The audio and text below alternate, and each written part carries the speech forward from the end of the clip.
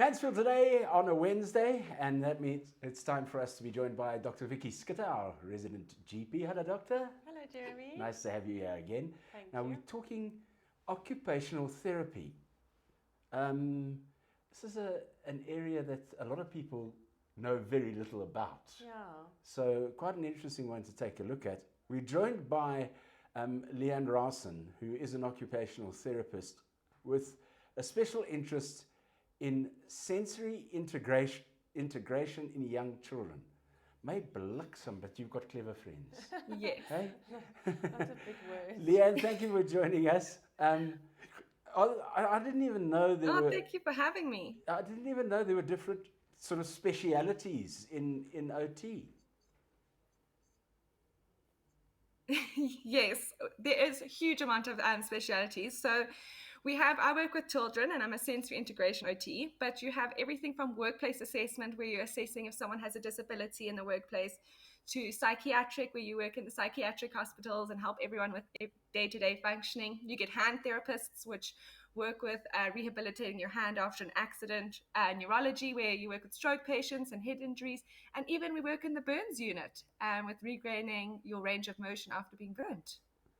What made you decide to go into occupational therapy? And tell us a little bit more about your specialization area. Yes. So when I was little, I loved and was fascinated with autistic children. When I grew up, I knew I wanted to do something with autistic children. In my head, I thought I'd maybe become a pediatrician that only worked with autistic children. And the more and more I looked into it, the more I wanted to help them function in their day-to-day life, help them with playing, help them with the activities that they do every day. And the more and more I found out this is an OT. So now I'm really, really fortunate that I do work with a lot of autistic kids. And I do sensory integration. So I treat a range of children that are struggling with their sensory input. So it's either reactivity, they're very sensitive to noises, they want to cover their ears when they're in public places, or tactile sensitivity, they can feel the label in their clothes, it's affecting their concentration, or they're struggling with how they perceive their sensory environment. So their B's and their D's look the same, or they're struggling with their body awareness and their spatial orientation. So they're walking into objects a lot. And yeah. Okay. Leanne, it's World Prematurity Awareness Month this month, and I know you work with premature babies. What is your role in the hospital with those little ones? Yes. Oh, I love premature babies and I love working in the NICU. It's a huge, huge passion of mine. So, in the NICU, very often babies are born early premature. 1 in 10 babies are born premature. And their nervous systems are not yet mature, which means that any sensory input is really difficult for them to process because they weren't meant to be in the world just yet. So, for example, noise. They can't tolerate noise that we can tolerate. And this makes them burn energy, burn calories, and they lose weight. So our job in the NICU is to keep the environment really sensory perfect for them, adapt the environment. Often I'm taking my phone and I'm measuring how many decibels each person's talking to each other and saying we need a whisper. We also work with their tactile systems. They've been poked and prodded a lot, which often makes their tactile system really, really sensitive. And just day-to-day living for a premature baby is really, really tough. So we have to work with energy conservation to make sure that they're not burning energy, looking around, what's that noise, what's that feeling of that nappy on me, so that they can gain weight and go home with their parents. We also work with regulation. So a lot of the premature babies are, like I said, their nervous systems are immature. So they get dysregulated very, very quickly. They often have their hands splayed or they're hiccuping and they're completely in overstimulation. And when they're in overstimulation, they can't suck, they can't learn to feed, they can't sleep. So again, it just will not work for them to gain weight and to start doing the things that babies need to do. Okay. Now, as a GP, I know when to send to a physio, and I know when to send to a chiro, and I think, when to send to a pediatrician. When do I decide to send to an occupational therapist specifically? Okay, so the one that we often get referred to is when there's something going on at school. They can't between their B's or their D's, or they can't sit still. They're very distracted. Often, a referral from a GP will say that the child has low muscle tone, they're not concentrating, they're very distracted by their environment, and they're quite emotional. Then we know that there's something going on with their sensory system, and that's for an SIOT. In the more psych area, it's when people are struggling with day-to-day tasks, getting dressed, brushing their teeth, waking up in the morning, getting out of bed. OTs will help them with those day-to-day tasks and help them to establish routine and to kind of get themselves back on track. For hands OT and hand rehabilitation, it's whenever there's been a hand operation. So, for example, if you are a musician and you play the guitar, you're going to need different muscles that are more important to you than if you're a journalist and you write down all your information. So the hand OT will work with which muscles are the most important to this specific person and their specific occupations, and rehabilitate those first and use those as a priority.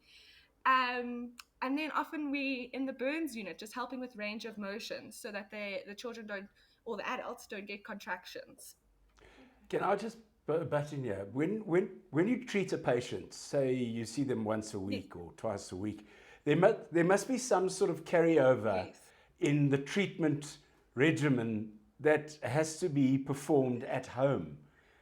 Is it difficult to pass that on to parents to keep the child in a stable environment, for want of a better word? Yeah, it really is in this day and age. So we do treatment once or twice a week, which is definitely not nearly enough. They have to do a home program at home. But unfortunately, in the world we live in, both mom and dad are generally working. The child comes home, they have so much homework from work, so it is really difficult to get follow through at home. And it is so important for us to get that buy-in from the parents, because we only see them for half an hour or 45 minutes, or if we're really lucky, an hour a week. So we can only do so much. It's just like going to gym. If you only gymming for half an hour a week, you're not going to see that huge change. But if you go to a personal trainer for half an hour a week and then every day you practice those exercises, you're going to see a huge change. And it's the same for OT. You know, it's a bell curve. So as you start improving, you go up, up, up, up, up, and you can only stop when you plateau. So if we're halfway through and we just take, you know, with COVID, you just take a 6-week break because now it's level 4, the schools are shutting, everything's shutting. It's really detrimental because we go, and we go back to almost where we started. So it's been really, really tough with this pandemic. And yeah, parents, I think, are overwhelmed. They've got so much homework. They're teaching their children from home. And now here I am adding activities on top of that for daily. So yeah, I think it's a tough one for parents. My heart really goes out to them. Yeah, I'm not a very good teacher. My son said to me, "This is not going very well," during COVID. Anyway, so Leanne, so you work specifically with younger children. So from what age would you say a kid would benefit from OT?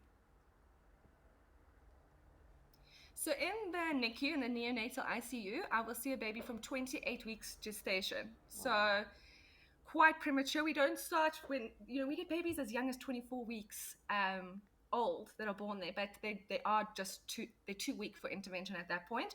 So from 28 weeks, we can start helping and we can start strengthening their sensory system and their neurological system. So that's in the NICU. And then outside of the NICU, I actually get referrals from about 7 months if a baby is struggling, but I would say the peak is about 15 to 18 months. That's when the parents can see, my baby is really struggling when they're in a crowd, they're having tantrums, they're completely dysregulated, or they've just started going to school or creche, and they can start to see, their peers are acting a little bit different to them. We can see that there's something going on. So right from the beginning, and actually the sooner we start, the better. You know, if I'm treating a child for sensory issues and they're about 9 months old, in 3 months they're in and out.